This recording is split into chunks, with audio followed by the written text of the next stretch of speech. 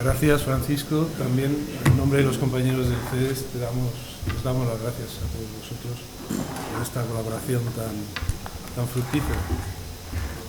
Y llamaría entonces al siguiente ponente de esta sesión, que es Marcelo Merino, jefe de servicio del área de proyectos y obras de la Confederación Hidrográfica del Ebro, confederación donde lleva trabajando creo desde 1989 y que en los últimos años de las visitas del máster, yo creo que la presa de Yesa, de la cual nos va a hablar, ha sido la más visitada, así que aprovecho para darte a ti las gracias a la Confederación del Ebro y a las demás confederaciones cuyas obras nos han mostrado en el máster de Geotecnia del CEDES con tanta amabilidad. La charla que va a dar Marcelo tiene por título Actuaciones recientes en la Confederación Hidrográfica del Ebro, el crecimiento de la presa de Yesa y el dique de cola de la presa de Nagore. Muy buenas tardes. En esta presentación os hablaré de dos presas. La primera estáis viendo ahí, es el enriquecimiento de Yesa, y la segunda, la presa de Nagore. Es un dique de cola en el embalse de Itoiz. Lo que veis ahí ya es el enriquecimiento de Yesa, que le falta muy poco para completar su altura máxima. Estamos ahora a 516, faltan los últimos 4 metros que la componen de un pretil para completar la colocación y la altura de 108 metros. Veis un poco también aquí a la derecha la salida de los hornos de desagüe del aliviadero. Eso se aprecia los 4 pozos, los 4 túneles, los 3 tajamares y los 4 túneles. Desagüe de fondo, veis al fondo, y el embalse. ¿Qué nos falta de este enriquecimiento? Nos falta completar el aliviadero para el enriquecimiento. Y si veis en la margen derecha, a vuestra izquierda, es un poco, hay un sostenimiento mediante hormigón proyectado de los anclajes, pero un poco más arriba veis hay una esplanada, una ladera, pues casi urbanizada, un color verde de plantaciones y algún color un poco más marrón que corresponde pues a algunas excavaciones. Se excavaron pues, ya en torno de 2 millones de metros cúbicos. Primeramente 1 millón, después 500.000, los últimos 400.000 hace 2 años. Incluido en esta parte más hacia vuestra izquierda, 2 urbanizaciones. Eso fue la problemática de la margen derecha, que está resuelta para la presa actual, para el embalse actual. No estamos conformes con resolverla para el enriquecimiento. Tenemos que hacer una serie de actuaciones, improvisar, aumentar peso en el pie. Todas esas actuaciones es lo que nos falta junto con los aliviaderos. Eso es lo que quería comentarles.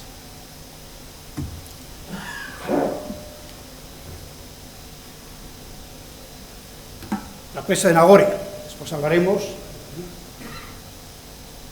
Una presa de materiales sueltos. Es un dique de cola, veis agua por los 2 lados. No sé si visto cuál es aguas arriba y cuál es aguas abajo. Se ve bien, ¿no? Aguas arriba es la margen derecha y aguas abajo a vuestra izquierda. Veis ahí un aliviadero en Morning Glory y una serie de conductos verticales. Salen algunos de la propia de presa, ya hablaremos. Dique, la presa de cola, dique de cola del embalse de Itoiz. Bien os ha explicado mi director, Francisco Hijós, la cuenca del Ebro y donde nos situamos, hablando del enriquecimiento. Eso es la cuenca del río Aragón, en la sección de Yesa, una aportación media de 1.300 hectómetros cúbicos Fijaros que es más o menos el 7% de la aportación total de la cuenca del Ebro. Estamos hablando pues, de un embalse regulador donde los hay en la cuenca del Ebro. Hay que también añadir que junto con el embalse de Itoiz, que estamos hablando del dique de la cola de Nagore, pues supondría el 10%, justo, entre el embalse de Itoiz y el crecimiento del el 10% de la aportación total de la cuenca del Ebro.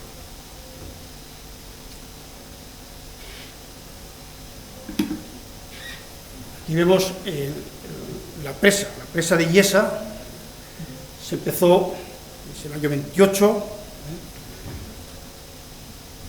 realmente 5 años después. Ahí vemos una fotografía de las excavaciones, los medios que utilizaban, las cargas manuales con las carretillas, el burro, la taguilla. En el año 34 hubo un problema a la margen izquierda y tuvieron que paralizar las obras. La empresa constructora no podía, es inconveniente con esos deslizamientos que hubo a la margen derecha. Evidentemente no son los medios que tenemos ahora, no tuvo que rescindir el contrato. No se comenzaron hasta después de, se paralizaron las obras en el año 34 y no se comenzaron de nuevo ya, no después de la Guerra Civil, sino después de la Segunda Guerra Mundial, por la escasez del cemento, hasta el año 46, 47, no se volvieron a iniciar y se terminaron en el año 59. Este es el año 59, Portillo, en el bloque número 11, es de hormigón convencional, 75 metros de altura, esos escalones de talud 0,76, esos escalones, yo creo que fue un poco, entiendo que un poco reminiscencias de las empresas de mampostería del siglo XIX, y también los medios para ejecutar la construcción del paramento de aguas abajo. El cemento provenía de Zapatilla o de Sasua, mediante los trenes pioneros que en el siglo XIX y principios del siglo XX existían desde Alsasua, Pamplona, y de Pamplona hasta Sangüesa, con su parada en Liédena y de Liédena a Illesa. La cantera, árido de la Sierra de Leire, si habéis visto esa zona, las calizas, de ahí sacaban el árido grueso y el árido fino de las gravas cuaternarias de aguas abajo de la presa. En la zona lo que ahora es la piscifactoria de Illesa, si ustedes conocen. Esta es la presa, pues es la fotografía con una, veis en los aliviaderos los cuatro así de túneles. El de la abierto 2 de ellos, fijaros cómo sale agua por el conducto, el número 4 y el número 3, uno completamente y el otro pues, parcialmente, en un proceso de desembalse en avenida.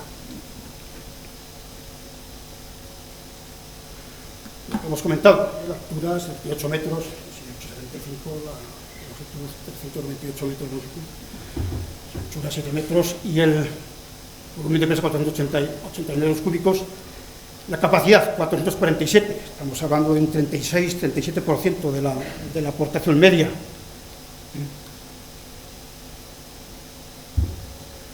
Los aliviaderos en pozo en la margen izquierda, con 4 compuertas escamoteables de las que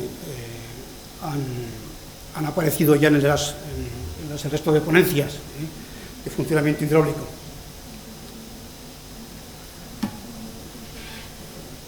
No puedo seguir sin hablar un poco del uso. Al final estamos hablando de infraestructuras hidráulicas y nos olvidamos un poco de para qué se realizan, cuál es el objetivo. Quizás nos centramos mucho en los problemas en la ejecución, en los problemas, pero nos olvidamos un poco el para qué se ejecutan estas infraestructuras hidráulicas. Aquí tenemos los usos de Yesa y el enriquecimiento, la consolidación de la zona navegable, son 100.000 hectáreas, en principio ahora tiene unos 80.000 hectáreas en los años cuando se proyectó la presa de Yesa. El objetivo era riego de cereal. Las demandas pues, se concentraban en los meses de abril, mayo y junio, con los nuevos usos. El maíz, las hortalizas, leguminosas, pues se amplía el consumo desde abril hasta casi mediados de mes de octubre. Ahí tenemos la consolidación de la zona de Bardenas, 100.000 hectáreas, el abastecimiento sobre todo el abastecimiento de Zaragoza, unos 800.000, más toda la zona de las 5 villas, Egea, Tauste, incluido pues una parte también de Navarra. Estamos hablando que de las 100.000 hectáreas, unas 75.000 corresponden a Aragón y 25.000 a Navarra. Otro de los usos, la denominación de avenidas. Después nos centraremos un poco sobre esa circunstancia. Garantizar, como no, el poder ecológico del río de Aragón y también la generación de energía hidroeléctrica. Este último objetivo que nos marcamos también en el Ayuntamiento de Yesa también fue objetivo de la presa actual. Y gracias a esos pues diferentes órganos para después desagüe para poder turbinar, nos han ayudado a la hora de responder y de proyectar los nuevos órganos de desagüe del Ayuntamiento de Yesa. Que el desagüe de fondo de la presa recrecida utiliza los conductos de desagüe de fondo que iban a utilizar para una central hidroeléctrica. Eso fue pues, el aprovechamiento, utilizar esos conductos para nuestro desagüe de fondo. También en la toma de Bardenas tenían conductos para poder turbinar el consumo de riego y hemos aprovechado uno de ellos para nuestra toma de Bardenas. El enriquecimiento. Bien sabéis, el Ayuntamiento de Yesa se apoya en 2/3 partes sobre la presa actual, es como si fuera un plinto sobre esta presa de tierras. Una presa de tierras de materiales sueltos con pantalla de hormigón. Se apoya a 2/3 partes. La solución que se ha planteado aquí con la pantalla de hormigón es de alguna forma el mejor método de aprovechar lo existente. Se aprovechan parte de los desagües, desagüe de fondo, utilizando el desagüe de fondo anterior, la toma de Bardenas y los propios aliviaderos. Aprovechamos al máximo los órganos de desagüe de la presa actual. El enriquecimiento, materiales sueltos, 3 millones de metros cúbicos, 3.300.000 de metros cúbicos, 108 metros de altura. La longitud un poco más resistente, pasamos de 390 a 433 metros. Y el volumen nos vamos hasta el 87, el 80% de la aportación. Bueno, estamos en 1.079 hectómetros cúbicos, esa es el embalse enriquecido. 511 el máximo nivel normal. Veis ahí que el resguardo que tenemos es importante, 9 metros entre el máximo nivel normal y la coronación de la presa. Ejecutado, veis ahí el último tramo, los últimos 4 metros, el pretil, es lo que estamos haciendo ahora, ¿de acuerdo? El resto se ha ejecutado del año 2014 al 2018, 17, multitud de ensayos. Realmente se ha hecho por un proceso industrial. Hemos hecho un terraplén de ensayo para ver cómo tenemos que ejecutar ese cuerpo de presa y después de una manera, contando una serie de aspectos, pues de una manera industrial. Nos acompaña Luis Corcuera, ahí podéis preguntarle los ensayos que se han realizado, no solamente en el terraplén de ensayo, sino en el desarrollo del cuerpo de presa.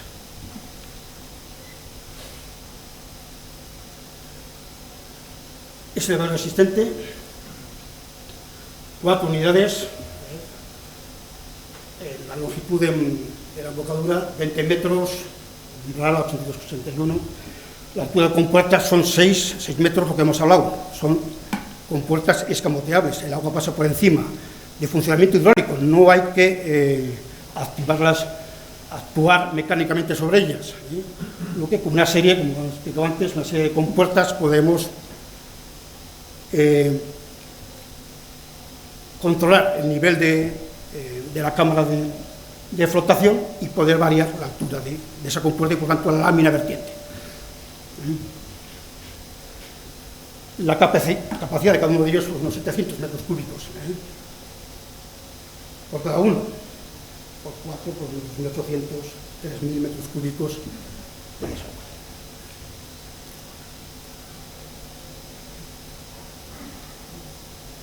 Me comentaba Juanjo que aquí hay documentación de cuando del modelo reducido del año 27 del actual, pero ahí también se hizo un modelo reducido en las inmediaciones de la presa. Lo tenemos.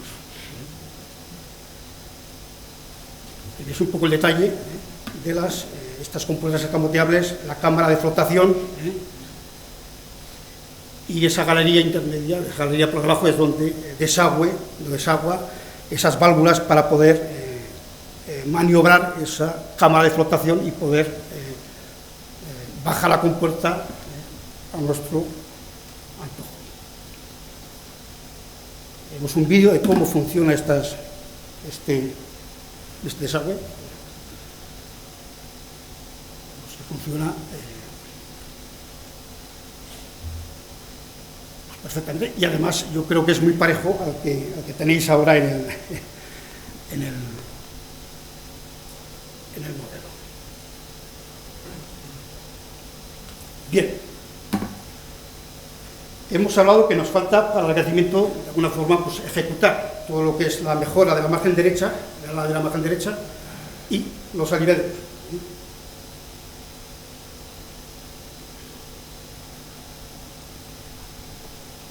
La propuesta que al final hemos estudiado, después de alguna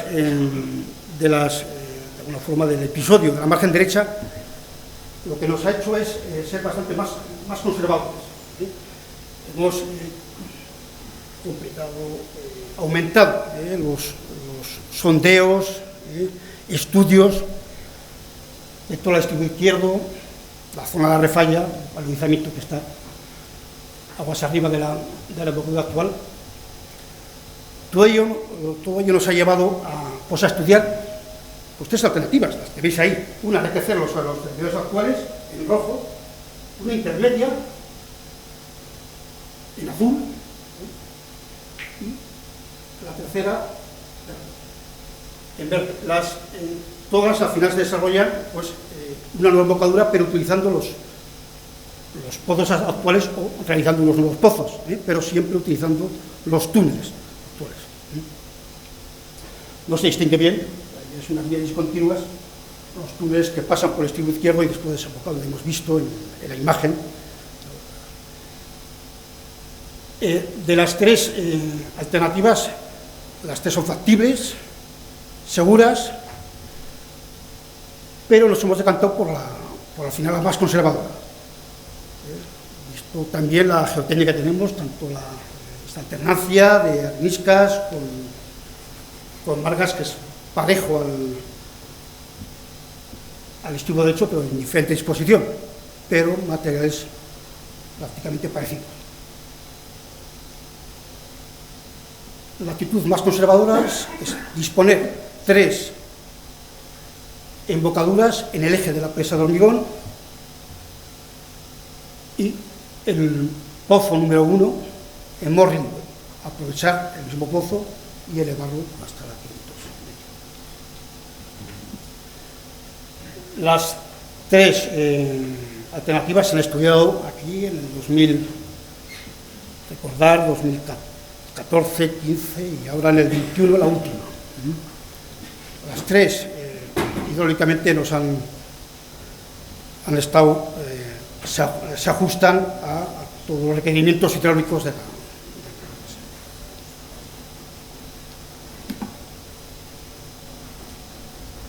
Lo comentado con el tema de la laminación, el hecho de disponer con puertas en los aliviaderos en una presa de materiales sueltos.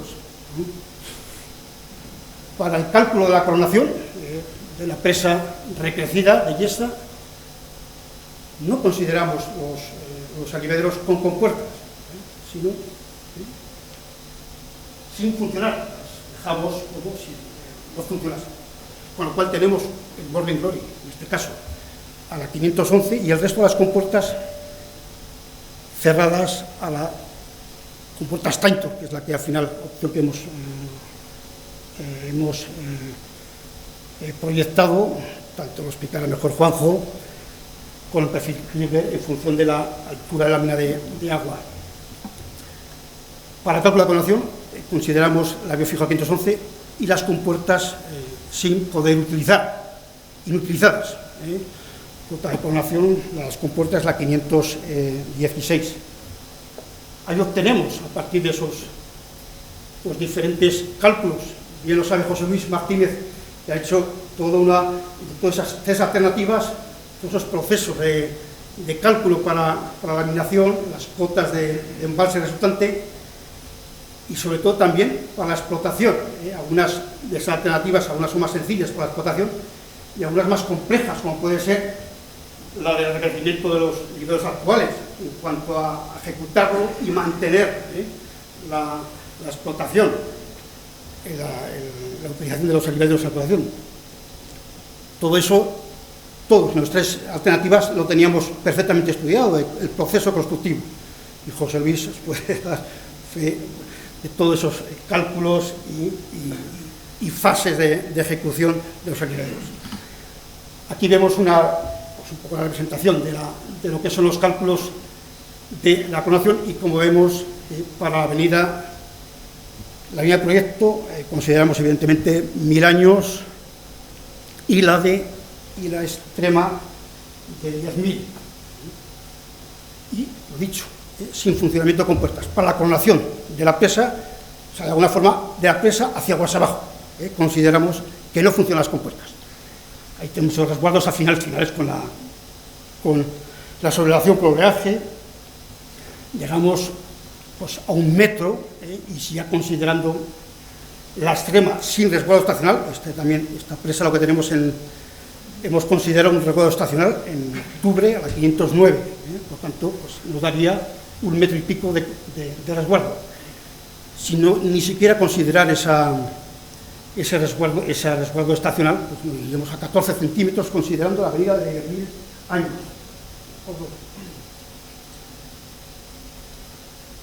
Pero aguas arriba, todo lo que son los usos de aguas arriba, tanto de accesos, cascos urbanos, tenemos un casco urbano a 20 kilómetros, que es Sigüés. Para ello ya consideramos que funcionan las compuertas, como si fuese una presa de hormigón. No consideramos para el cálculo de los niveles de avenida de proyecto o estobrera, pero mantenemos el funcionamiento de compuertas. Ahí tenemos la 512,45. Ese es el nivel de la avenida de proyecto con funcionamiento de compuertas.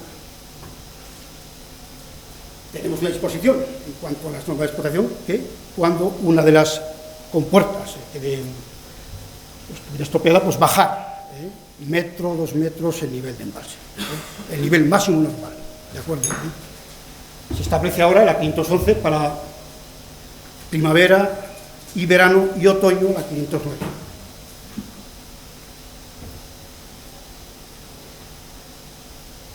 uno de los grandes objetivos ya relacionados con los herederos es la laminación. Ahí tenemos un esquema del río Aragón, a vuestra derecha, con Yesa y el Irati, confluye por su margen derecha, aguas arriba de Sangüesa, y con el embalse de Itoiz. Digo que es uno de los grandes objetivos de este enriquecimiento. Ya el propio embalse actual está, de alguna forma, laminando de una manera importante, no solamente a Sangüesa, sino al eje del Ebro.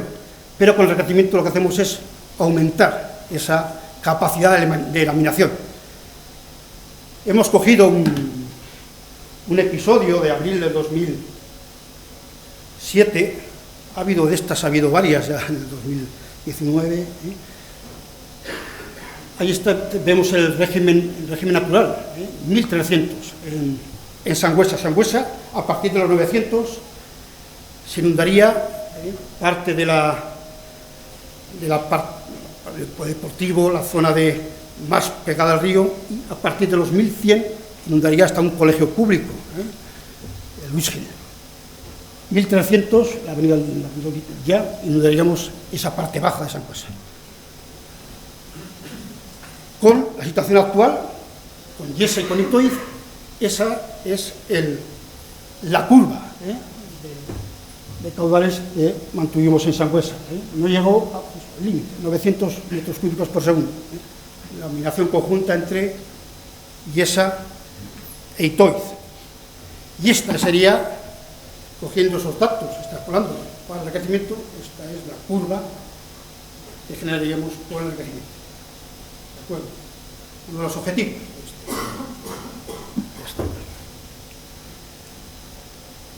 Bueno, aquí tenemos una foto de la situación actual. La pantalla ya terminada, las juntas y los aliviaderos. El objetivo de fijaros un poco la disposición de esa zona del extremo izquierdo.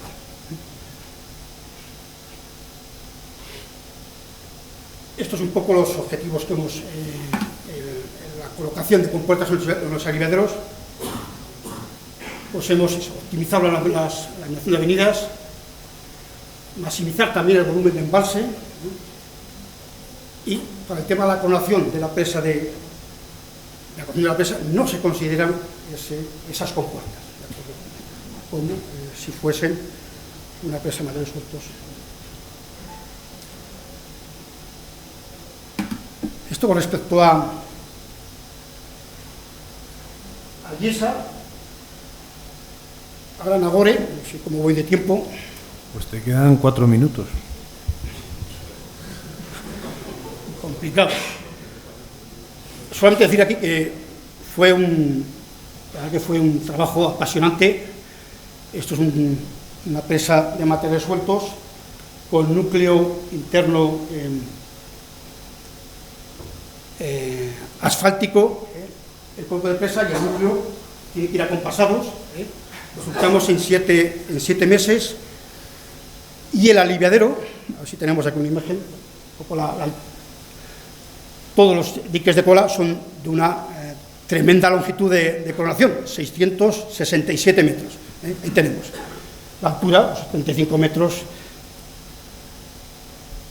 Aquí tenemos los objetivos de Itoiz. Fijaros arriba, el esquema, donde está Nagore, ¿de acuerdo? El embalse Itoiz. Los objetivos del embalse Itoiz, porque ya siempre, nunca quiero continuar sin evidentemente marcar los objetivos de cualquier infraestructura hidráulica. Tenemos Itoiz, garantizar la transformación de regadío de 50.000 hectáreas en la zona de Navarra Media, a través del canal de Navarra. Ahora se va a ejecutar la segunda fase,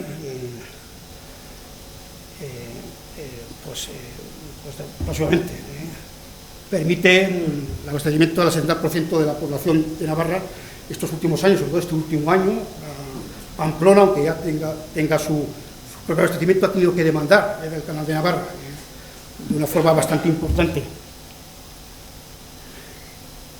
Ahí tenemos el dique de cola de de Nagore, la presa de Nagore, tiene 3 objetivos fundamentales: mantener el nivel constante, el casco urbano de Nagore, por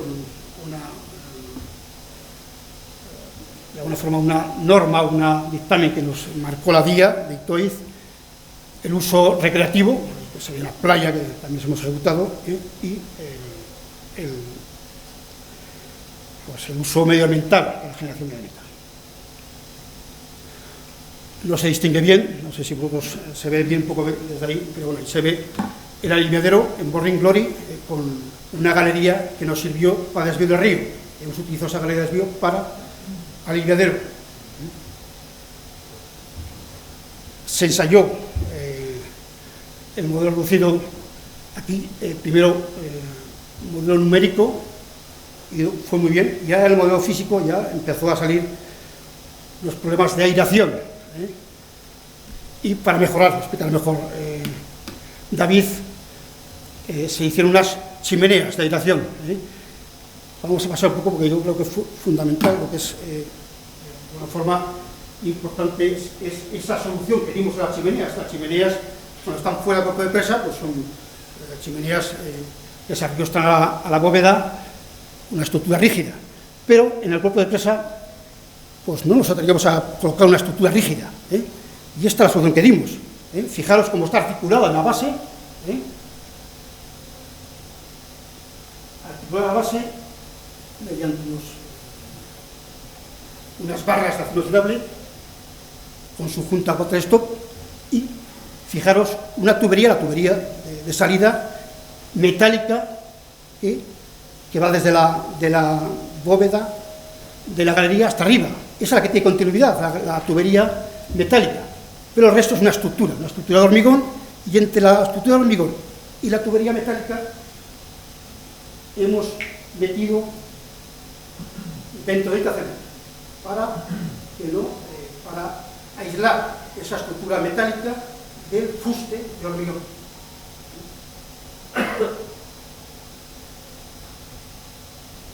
Es una solución que dimos, además, en poco tiempo.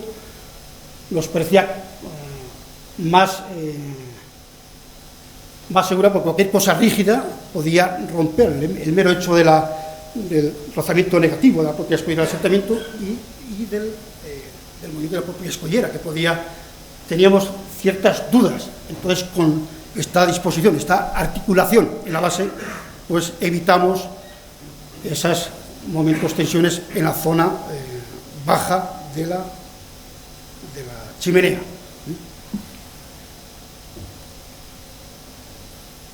Funcionamiento del aliviadero, lo hemos comentado. Tenemos un poco la avenida de 500 años, pues un caudal punta de unos 300 metros cúbicos, la avenida de 1400, y evidentemente la minación ninguna, que casi lo que entra sale. Fijaros la diferencia entre el caudal punta y el caudal de salida. Estamos hablando de un embalse de 3,4 hectómetros cúbicos sobre 100 hectómetros de aportación. ¿De acuerdo? O sea, que es un embalse muy pequeño para la aportación que tiene el Urrobi, en este caso. Pero el funcionamiento curioso es cuando tenemos sumergido esa galería. Nos hemos fijado, la cota de esa base, de esas chimeneas, estamos por encima, en torno a 480, perdón, la 482, la salida de esas chimeneas. Y entonces, cuando el nivel de embalse tenemos por encima, que inunda esas galerías, se produce este hecho. Vamos a ver si conseguimos.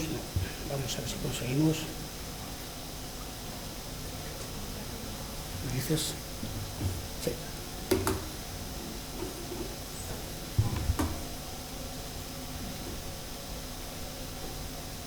Ahí tenemos un minuto.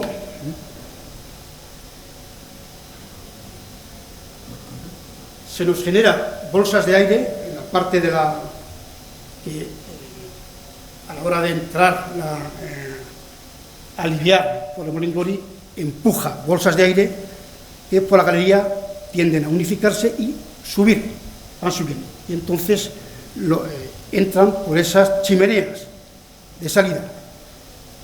No vemos aire, vemos borbotones de agua, tanto por las dos de cuerpo de presa como por el hidro. Borbotones, ¿por qué? Porque hemos hablado que el nivel de embalse está por encima ya de la galería. Estamos inundando parte de esas chimeneas. Ese tramo de agua, esa tubería, ese tramo de agua es el aire es el que empuja ese volumen de agua que estaba en la chimenea y la expulsa.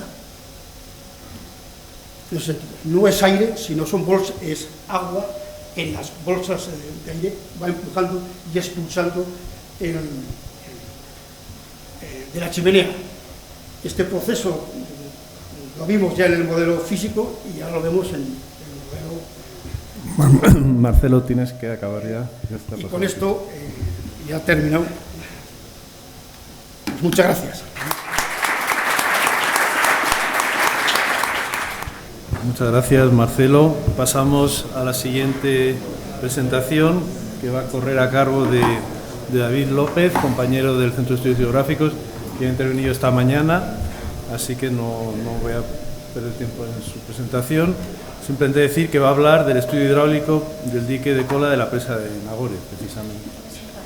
Sí.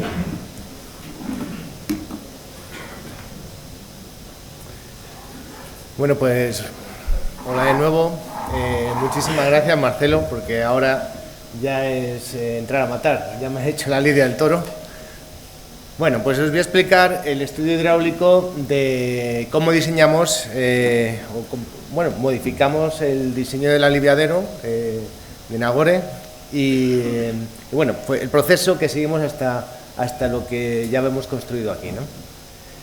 Bueno, como explicaba Marcelo, pues claro, durante la campaña de riego el embalse de Itoiz se vacía y entonces la población de Nagore queda completamente, pues toda la ceja del embalse. Bueno, entonces la declaración de impacto ambiental pues decretó la construcción o obligó a construir este dique, que inicialmente se había planteado como un dique de hormigón, con la idea de que fuera rebasable, pero bueno, por las circunstancias se cambió el diseño y se construyó un dique de materiales sueltos con el núcleo asfáltico, y entonces claro, necesitábamos un aliviadero que permitiese evacuar las avenidas del Urrobi sin verter por encima de coronación, puesto que es una presa de materiales sueltos, aunque también hemos comprobado que siendo muy pequeño la diferencia de nivel que existe entre el embalse de Itoiz y el que tenemos aguas arriba, pues tampoco se iban a generar grandes daños, ¿no? Pero en cualquier caso la idea era poder diseñar una estructura que evitase ese funcionamiento.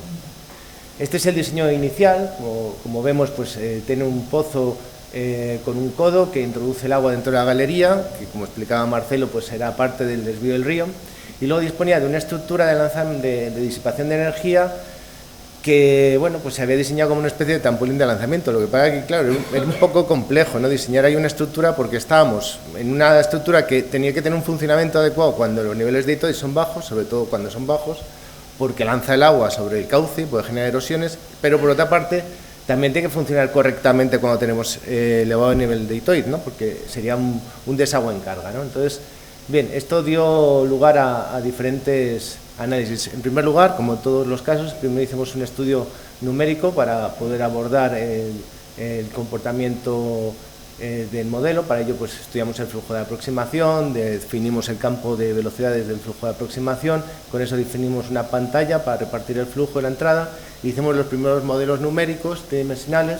Una de las cosas que podíamos ver es que el perfil del vertedero pues era bastante vertical, sobre todo, bueno, no en la zona del vertedero, que era un perfil Krieger estricto que guiaba bien el flujo, pero a partir de una cierta distancia el agua tenía tendencia a despegarse de las paredes. Eso tiene como consecuencia de que introduce mucho aire dentro del conducto.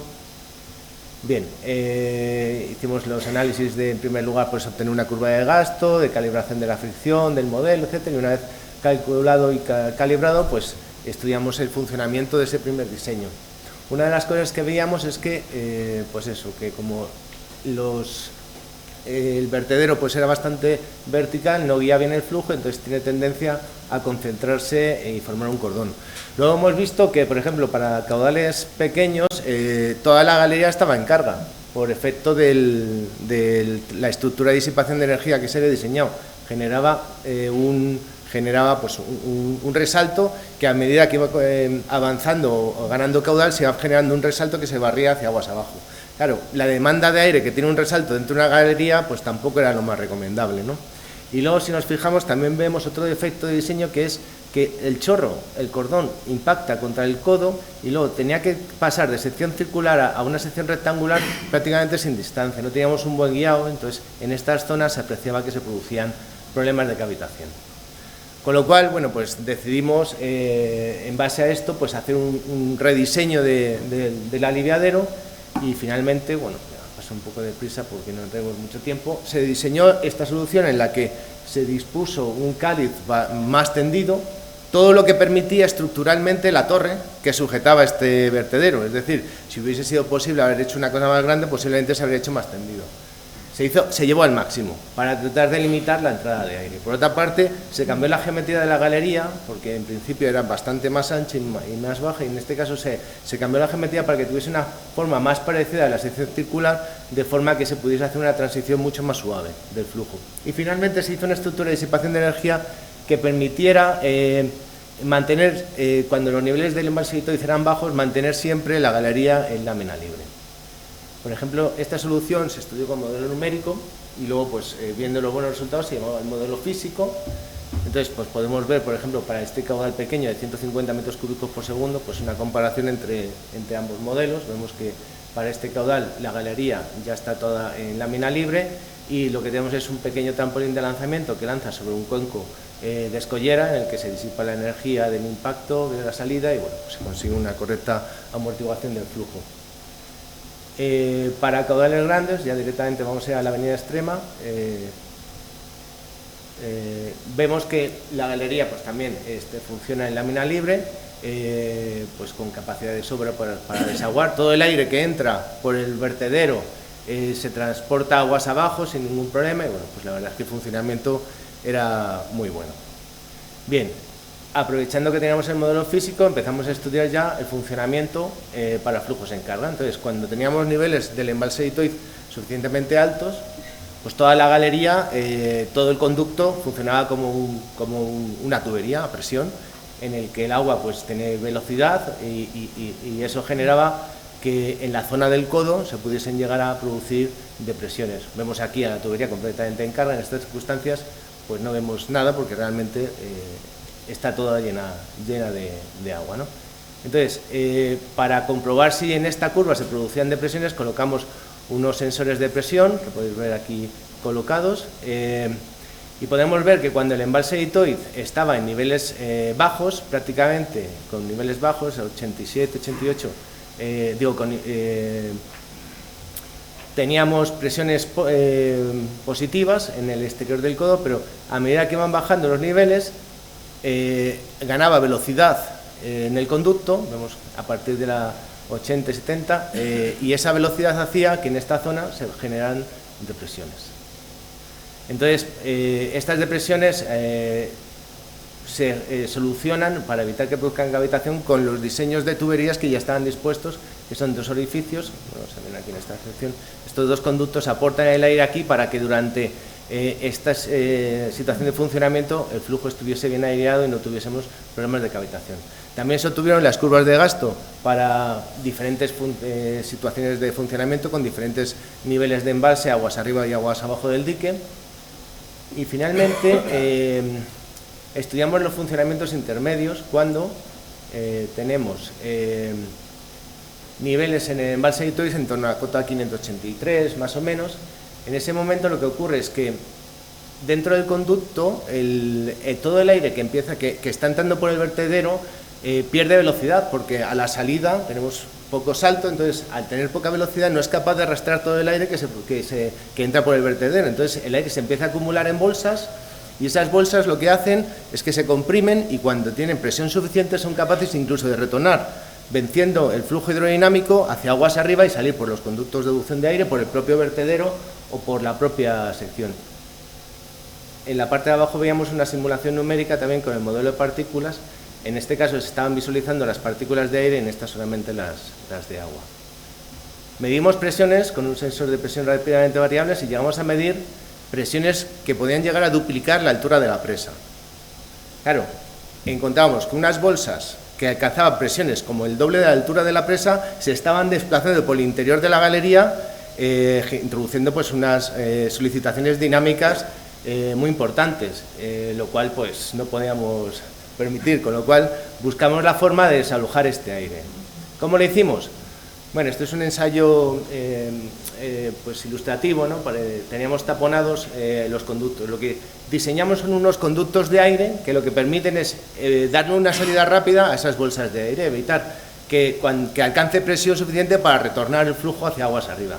Entonces, en el momento en el que vamos destaponando estas chimeneas, esto simplemente es demostrativo para que se vean, en la realidad pues no hay tapones, pues vemos como ya la bolsa se va confinando, en este caso en el tercer tercio, y ya cuando abrimos el último tapón, pues vemos que ya las bolsas de aire ya no se forman y todo el aire que entra a través de la embocadura, vemos como rápidamente va siendo evacuado. ¿Qué ocurre? Que realmente en este proceso de buscar este camino gana presión esas bolsas de aire, y en el camino ascendente, cuando se descomprime, todavía ganan más velocidad y es capaz de actuar como una especie de émbolo que lanza el agua hacia arriba. Este vídeo de la Confederación pues, muestra ya la obra terminada con la disposición de las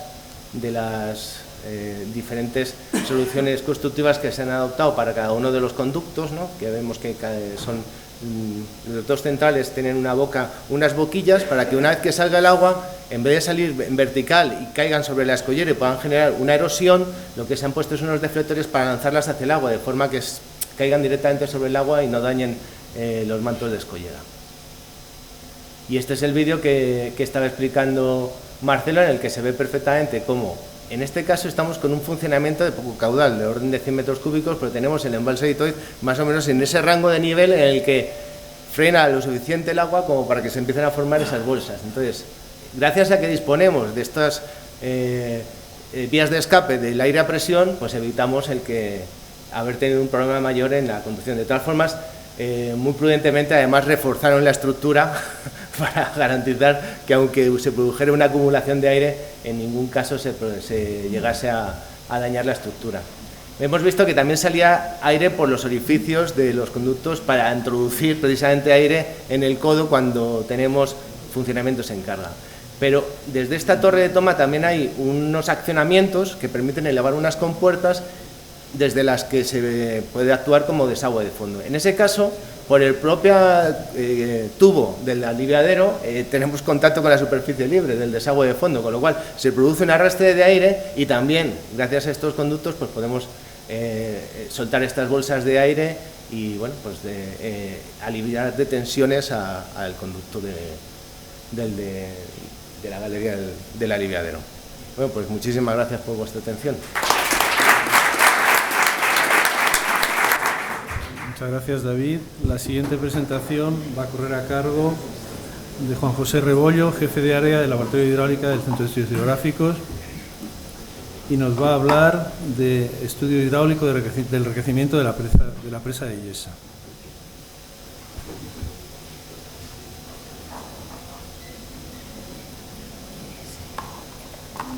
Los necesitaré para los vídeos, pero lo utilizo con esto y ya está, ¿vale?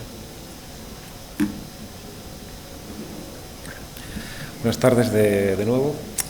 Bueno, a continuación una vez definido la presa por la situación actual del nuevo diseño del enriquecimiento por Marcelo, voy a presentar los trabajos que hemos hecho en el laboratorio de hidráulica para el modelo físico del nuevo diseño. En primer lugar, antes de comenzar con los trabajos, ha hecho antes Francisco Hijos una referencia a la relación histórica que ha tenido la Confederación Hidrográfica del Ebro con el CEDES, pero en general, por ejemplo, aquí me gustaría hacer un par de presentaciones sobre la relación entre la presa de Yesa y el laboratorio de hidráulica en particular, porque encontramos información desde el año 1949 del diseño que se ha hecho en la actualidad y que en aquel momento se hicieron dos modelos físicos, uno a escala 1:20 y otro a escala 1:100. Posteriormente, con el recrecimiento, en el año 1987 se hizo un estudio modelo reducido del nuevo diseño de los aliviaderos con el recrecimiento, en el que se planteó una solución con 3 Morning Glory y el cuarto túnel, que se encuentra en la actualidad, se utilizaría como desagüe de fondo. Posteriormente, ya en el año 2013, se planteó el diseño de los vertederos regulados por compuertas, que en primer lugar se analizó el vertedero la embocadura de uno de los vertederos junto al aliviadero en pozo y el codo, y posteriormente se hizo de todo el modelo en su conjunto, que ya en el año 2014 es Plan 150 y que concluía los cuatro túneles junto con los 4 aliviaderos, 2 con compuerta y 2 libres, y un cuenco de resalto, que es el que aparece en la figura. Como ha dicho Marcelo, la solución actual, la solución propuesta, es una combinación de los 3 anteriores, donde se combina los nuevos vertederos, un Morning Glory como vertido libre y 3 regulados, los túneles actuales y el cuenco de resalto. Aquí podemos ver la relación que hay y cómo se han definido en el modelo físico los 3 vertederos laterales con compuertas y el cuarto, que aparece aquí, en la cota 511. Antes de la construcción del modelo se han hecho una serie de estudios previos. En primer lugar, se ha analizado la curva de capacidad teórica del vertedero, donde se señalan 4 niveles. Uno, la cota del vertedero con compuerta, la 506,25, posteriormente la 511, que es la del Morning Glory, y por último la cota de la compuerta, la 516. Y aquí también se incluye este valor, el caudal teórico de anegamiento, que se ha fijado en 788 metros cúbicos por segundo, y que nos sirve de referencia para analizar este funcionamiento. El anegamiento del Morning Glory viene del informe del año 87 y vamos a comprobarlo lo comprobaremos durante la fase numérica experimental. Para ello se han realizado una serie de estudios de modelización bidimensional previo, en donde se ha incorporado a la malla y se ha reproducido la nueva zona, en primer lugar para ver la competencia que existe entre el Morning Glory y los otros 3 aliviaderos, y que nos da una idea de cómo podría funcionar de cara ya al funcionamiento general. Aquí se puede ver para la avenida de proyecto con el Morning Glory en funcionamiento y con la máxima avenida que puede incorporar, que es la avenida extrema sin resguardo, y con el Morning Glory y las 3 compuertas abiertas, el funcionamiento tanto de niveles en el entorno de embocadura como las alineaciones de los vectores de entrada. Aquí vemos un poco el efecto que tiene cada uno de ellos y la relación que hay tanto por el campo de velocidades como de niveles. Esto también nos ha servido para simular el modelo tridimensional, con el modelo experimental, donde se ha definido la pantalla de tranquilización y se ha trasladado al modelo numérico. El desarrollo ha sido muy similar al que ha planteado David con la empresa de Nagore. Y entonces, en este modelo podemos ver que se ha incorporado el Morning Glory, la pantalla de tranquilización para reproducir la alimentación similar a la que debería ser en la realidad, el pozo, el codo y parte del túnel de derivación. Aquí vemos una serie de vistas que hemos incorporado y en donde se han analizado estos 3 caudales que corresponden a diferentes avenidas de funcionamiento. Un dato de referencia es el 811,70, que es superior al caudal teórico de anegamiento que hemos planteado inicialmente. Aquí vemos este funcionamiento, el del ensayo 2.2, 811, y vemos que el anegamiento no se da. Aquí vemos un vídeo.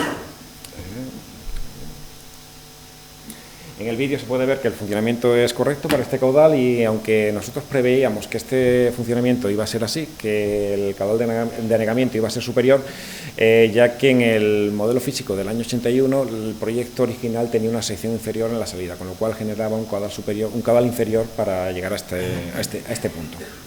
Aquí vemos que el funcionamiento es adecuado inicialmente en modelización numérica, y vemos que la entrada de caudales, como la caída en el pozo y el codo, se lleva a cabo de una manera correcta. Aquí vemos la sección del codo, donde aparentemente se han colocado una serie de sensores para ver el funcionamiento que tiene, si se producen despegues, y la salida, que es un régimen bastante homogéneo.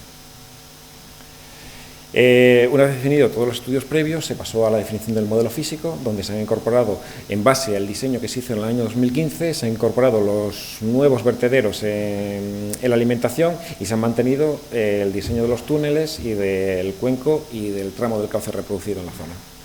Aquí se ven una serie de fotografías, como veis aquí, el Morning Glory y los 3 vertederos, los codos, la parte del túnel que se ha incluido y el cuenco de resalto. Esto es el programa de ensayos que se ha planteado, que básicamente reproduce la avenida de proyecto, la avenida extrema sin resguardo y la avenida extrema con resguardo. Y para todos ellos, cada uno de los ensayos está asociado a las aperturas de compuerta, solo que por el Morning Glory con 1, 2 y 3 compuertas abiertas. En color amarillo aparecen los datos que teóricamente se produce una sobreelevación de un vertido sobre la compuerta, que es por encima de la cota 516. Aquí tenemos el funcionamiento de diversos ensayos. Por ejemplo, tenemos el caudal de 771,33 en la que no funciona donde las compuertas están todas cerradas, y para este caudal, que es la avenida de proyecto asociada a la apertura única del Morning Glory, el funcionamiento aparentemente es correcto, tanto en la embocadura como en el codo. El único problema que hemos detectado aquí es la disimetría que se produce en la salida, en el cuenco de resalto, que al ser enfocada solo por esta entrada se producen bastantes erosiones en este punto. Luego lo revisaremos con más detalle durante la fase de análisis. Este es ensayo 3.5, que es el máximo caudal que puede soportar los órganos de saco de la presa, en el que se encuentran el Morning Glory en funcionamiento, las 3 compuertas, y como veis aquí, a diferencia de, aunque sea mayor caudal, el cuenco se mantiene bastante estable, y es por la competencia que se producen entre flujos, que genera unos índices de turbulencia muy elevados y por tanto también de pérdida de energía. En cuanto a los resultados de este análisis, aquí vemos que los puntos de la curva experimental son en general menores que, sobre todo en la parte del Morning Glory, menores que los teóricos, y que bueno, el funcionamiento se adapta bastante bien a las expectativas que se hacían en un principio. Y luego también se han colocado una serie de sensores, tanto en el perfil del Morning Glory como en el Krieger de los aliviaderos con compuertas. Tenéis aquí la distribución.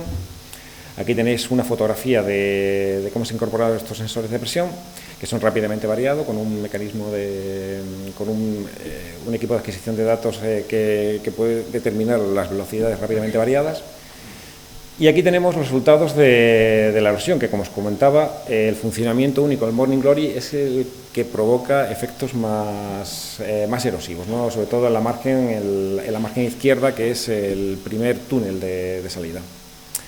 Para ello hemos utilizado técnicas de fotorrestitución, ya lo ha explicado Luis esta mañana, como una nueva metodología para, con fotografías aéreas, con drones, hacemos una malla tridimensional, y aquí luego, comparando la malla tridimensional anterior y posterior, se puede determinar las erosiones y las deposiciones que se producen para cualquier escenario.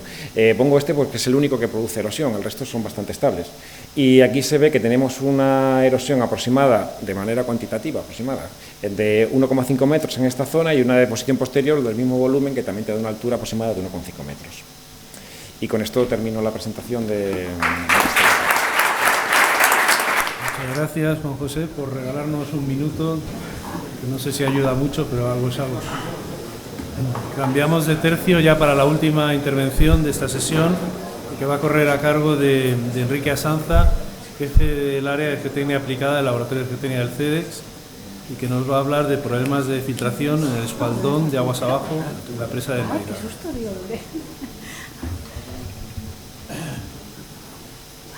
Bueno, buenas tardes a todos. Encaramos el último kilómetro de este maratón y bueno, pues agradezco a la vista del aforo. La verdad es que yo creo que es, digamos, yo creo que nos podemos dar todos por muy satisfechos.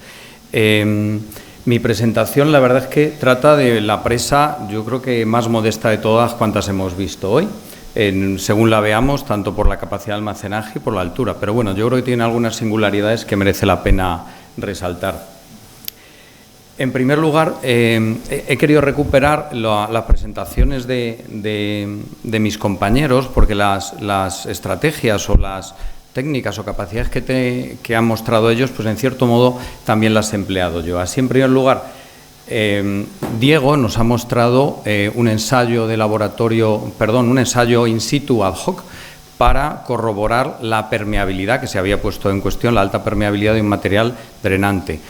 Nosotros, en la presa de Mairaga, que vamos a ver, hemos analizado la inversa, hemos visto cómo en laboratorio, también con unos medios un poco singulares, el material de los espaldones era bastante más impermeable de lo que en principio presuponíamos, y además ha dado lugar a los problemas de filtraciones que citaré. En segundo lugar, Ángel Tijera nos ha mostrado técnicas o medios propios de testificación de los propios sondeos para, digamos, sacar conclusiones de cimientos, ¿no? En este caso no hemos utilizado medios propios, sino que hemos asesorado y hemos hecho una reinterpretación de geofísicos, de otros geofísicos, de terceros, ¿no? Y por otro lado, vamos a ver, y por otro lado, Diego, una vez más, también nos ha presentado lo que es un trabajo de gabinete, recopilando información y planteando una propuesta de auscultación de todo el vaso de la presa de Arenos, ¿no? Pues en mi caso, desde luego que hemos hecho algo de gabinete, también hemos contado, como digo, parte geofísica y desde luego ensayos de laboratorio que nos han sido de bastante provecho. Bueno, la presa de Mairaga, como digo, es verdaderamente modesta, está en la cabecera del Ebro, un poquito al norte de Tafalla, si no me equivoco. Tiene un volumen simplemente de 2,4 hectómetros cúbicos y una altura también de 37 metros. Es de materiales sueltos, como vamos a ver ahora. Se construyó entre el año 85 y el año 88, si bien en el año 87 se paralizó, y hay algunos informes citan esta circunstancia como causante de las filtraciones. Nosotros lo pusimos en duda. Bien, se ve en la imagen que es una presa de materiales sueltos con un núcleo bastante estrecho, con unas arcillas, yo diría que bastante limosas y muy poco plásticas, y con una permeabilidad pues no demasiado severa. Yo la cifraría en 10 a la menos 7, esta cifra es importante para luego lo que voy a comentar. Tiene a uno y otro lado filtros y, lógicamente, también tiene un dren chimenea en contacto, aparece por aquí, el puntero está aquí, en contacto con un dren horizontal, ¿no? Se ve que tenemos unos mantos drenantes también en el espaldón de aguas arriba. Esto ya nos hace pensar que el material local al que pudieron recurrir pues contaba con una permeabilidad pues bastante precaria, como ya vengo apuntando, ¿no? Esta es una planta. He señalado también estos dos elementos como referencia de la fotografía que tengo. Ay, vaya, no se ve aquí. Bueno, creedme que aquí está el puntito azul, que es una surgencia de la que hablaremos a continuación. Esto es una fotografía desde aguas abajo. Bueno, pues muy sintéticamente, las anomalías que en la visita que hicimos a obra nos comentaron y estaba reflejado en los informes que nos tuvimos que revisar, pues se daba cuenta de rezumes en el espaldón de aguas abajo, simplificando mucho en el tendercio inferior y a 2/3 de la altura. Aparecía también la surgencia que ya he citado, no tanto por el nivel de embalse, sino más bien estaba asociado a lluvias persistentes, ¿no? o intensas, ¿no? Y otro dato que era preocupante eran los valores de los piezómetros bastante elevados. Quizá el más llamativo era uno o dos que estaban situados en el dren chimenea, que uno espera que las presiones sean casi testimoniales o muy bajas, ¿no? Bien, pues bien, los primeros diagnósticos, no dados por nosotros, sino por informes previos, señalaban la discontinuidad física que había causado esa interrupción de la obra, ¿no? Pues hombre, como conjetura estaba bien, pero existían otras discontinuidades más evidentes de naturaleza, yo diría que geomorfológica, que no se había citado, ¿no? Entonces, nosotros cautelarmente apartamos estas discontinuidades físicas, no lo descartamos, pero quisimos estudiar algo que vamos a citar a continuación. Posteriormente, otros informes hablaban de que los rezumes que estaban a una cota superior a 2/3 de altura y que eran evidentes al visitar la obra, y además por la vegetación que existía a estos dos niveles, lo ligaban a posibles desecaciones por desembalses rápidos. Hombre, como quiera que el material del espaldón que ya hemos anunciado era bastante impermeable, cuesta creer que perdiera por desecación y evaporación agua hasta un grado, yo diría, inferior hasta las condiciones de compactación. De tal manera, y añadiendo también que estábamos hablando de unas arcillas poco plásticas. Por tanto, este segundo argumento tampoco nos convenció mucho. Y a lo que añado, los piezómetros, incluso en las situaciones de desembalse más acusados, muy por debajo de donde están estos piezómetros, pues en ningún momento dieron presiones negativas, ¿no? Bueno, nuestros compañeros del Z, Silvino y Javier nos ha hablado de todas las técnicas isotópicas, pues nos dieron una pista, creo yo, bastante interesante, ¿no? Nos hablaron de que las aguas que tomaron en la surgencia pues tenían un periodo de residencia bastante corto y, por tanto, estaba asociada a precipitaciones más que al agua del embalse. Vamos a ver. Esta es una imagen que ilustra lo que he comentado hace un momento, los niveles de humedades a 2 niveles y el rezume. Pues 3 certezas que podrían ser bien 3 conclusiones, pues la verdad es que en mi última transparencia, que es de conclusiones, solo he puesto 2 fotografías, ¿no? Entonces, sirvan estas 3 certezas también a modo de conclusiones largas, los pocos minutos que me quedan, ¿no? En primer lugar, vimos que la geomorfología de la cerrada pues se le habría prestado atención, pero quizá no en el modo en que nosotros nos pareció enfocarlo, ¿no? Por otro lado, el espaldón, que tenía un 16% de finos, me parece moderado, pues con el grado de compactación que tenía y con la granulometría tan cerrada, pues da unos valores de permeabilidad, no como el del núcleo, desde luego, pero solo un orden de magnitud superior. Esto lo pudimos comprobar en el laboratorio.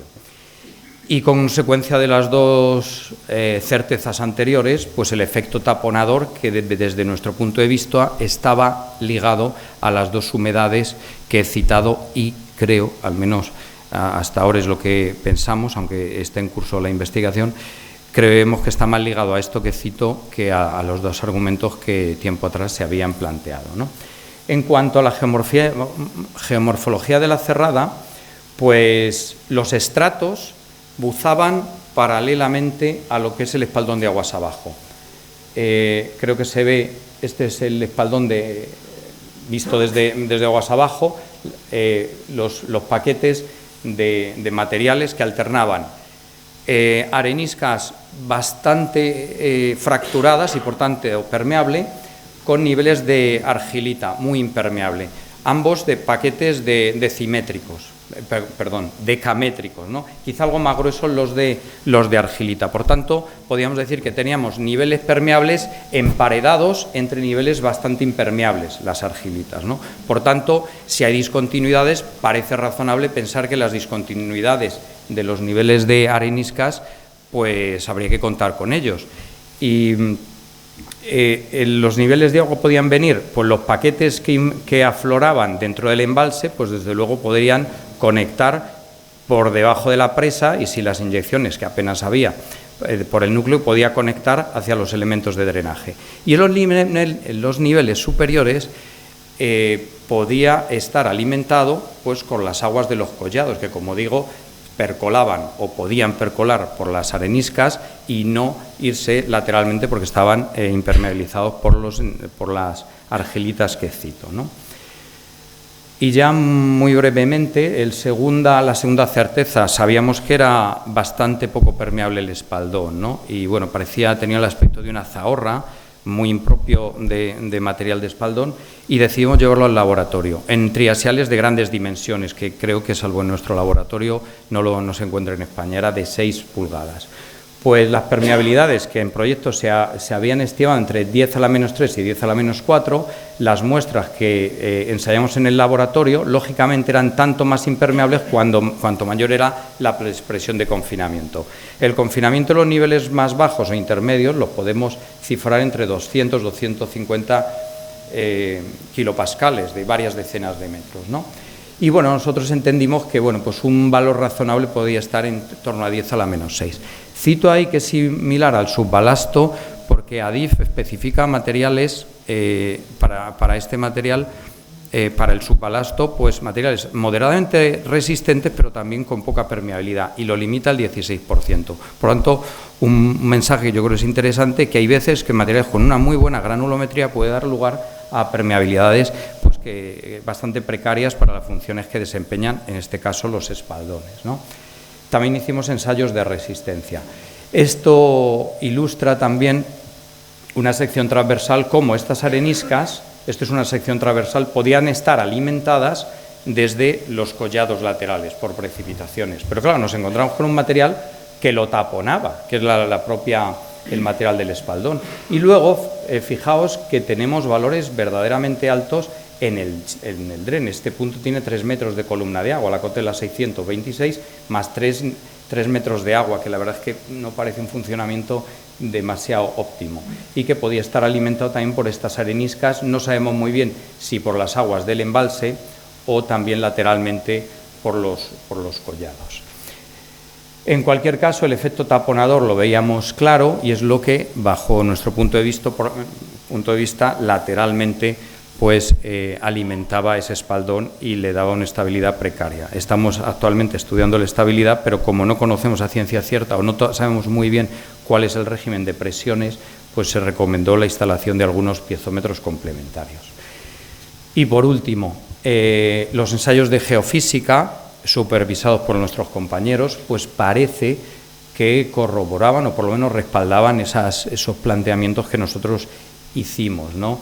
Como los niveles más permeables parece que están acompañados paralelamente al talud, esto es visto desde aguas abajo, y los niveles algo más impermeables pues parece que están alternados por arriba y por abajo.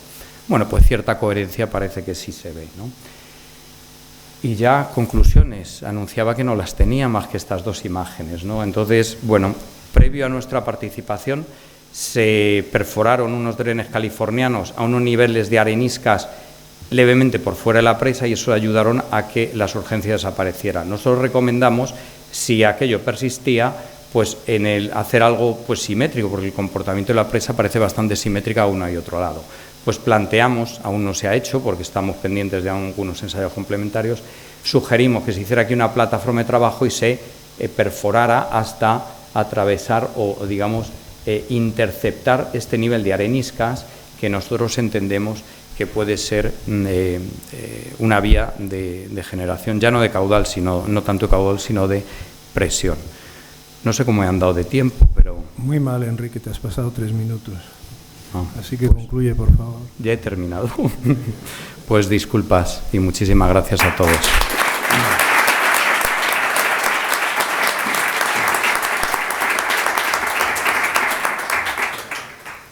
Bueno, pues en el programa tenemos un coloquio, pero vamos fatal de tiempo. En todo caso, si alguien quiere hacer alguna pregunta a los ponentes de esta sesión, por favor, levantáis la mano y los presentáis, los identificáis. Y si no, tampoco lo vamos a forzar, porque la visita a la nave está un poquito retrasada. Pues si no hay preguntas, terminamos esta sesión y damos paso a la clausura de la jornada. Muchas gracias.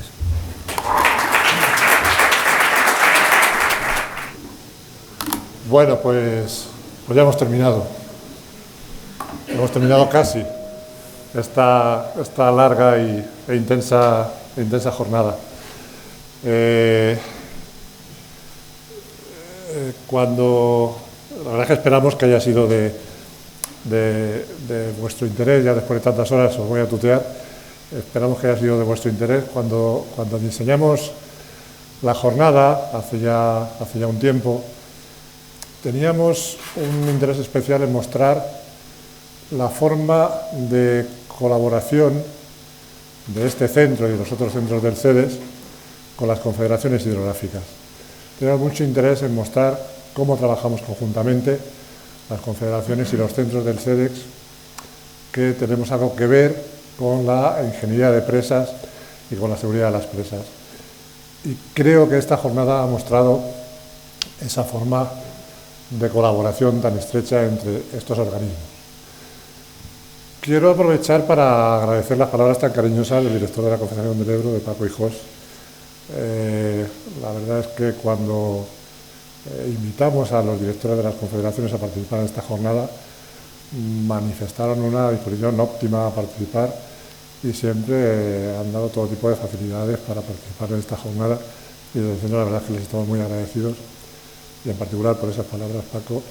Y lo que te puedo decir es que nos gustaría seguir en vuestra compañía durante este viaje otros 90 años más, por lo menos, ¿no?